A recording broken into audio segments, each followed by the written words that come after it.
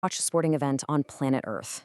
The 2026 FIFA World Cup is finally here, and guys, the scale of this tournament is absolutely mind-blowing.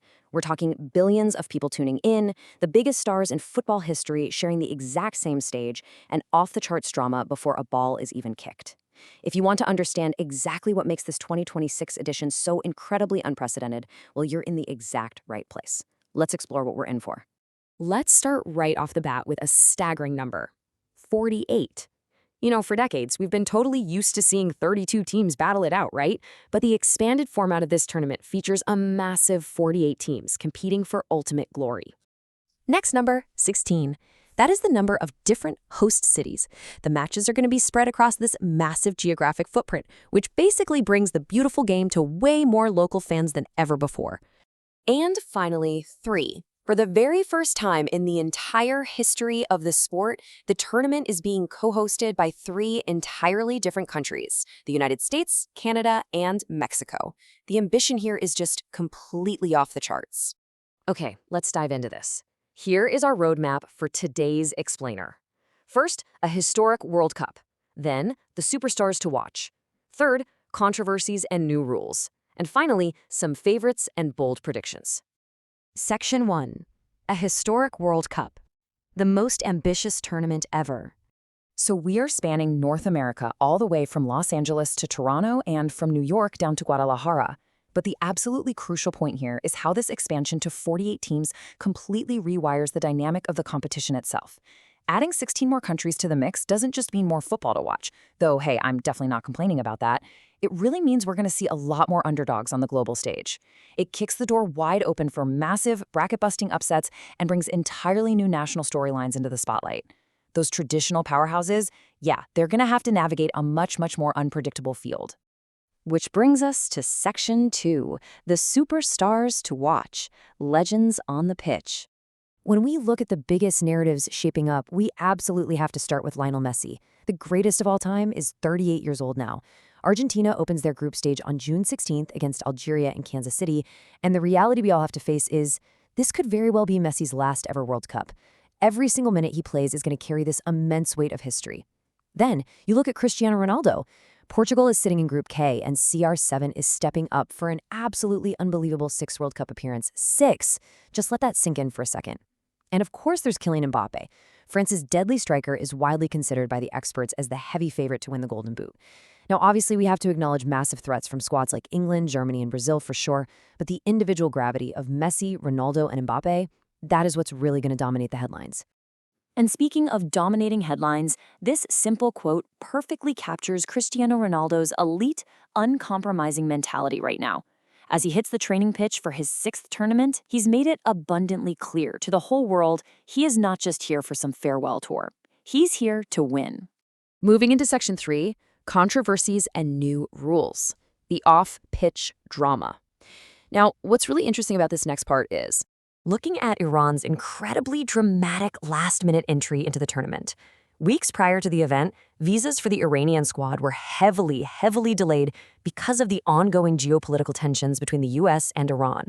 This complex diplomatic situation literally almost kept the entire team out of the tournament. It actually wasn't until just 10 days before their opening match that the players finally received their visas. So now they're gearing up to face New Zealand in Los Angeles on June 15th, stepping onto the pitch after overcoming this incredibly stressful logistical and political hurdle. And then we have what everyone is calling the water bottle scandal. Believe it or not, the old rule actually banned fans from bringing water bottles into the stadiums.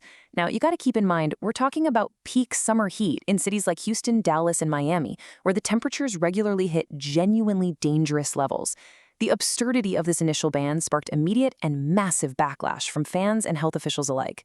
Fortunately, FIFA was pretty much forced to reverse their decision, so the new rule now allows 1 sealed bottle per person to ensure safety in that extreme heat. We're also seeing some major shifts in how the game itself is officiated. The scope of VAR has been massively upgraded. Basically, the game is getting smarter. AI and technology are stepping in to review things like incorrectly awarded corners, fix mistaken identity on cards, and critically to review second yellow-red cards. This essentially means tech is going to play a far bigger role in keeping these high-stakes matches fair.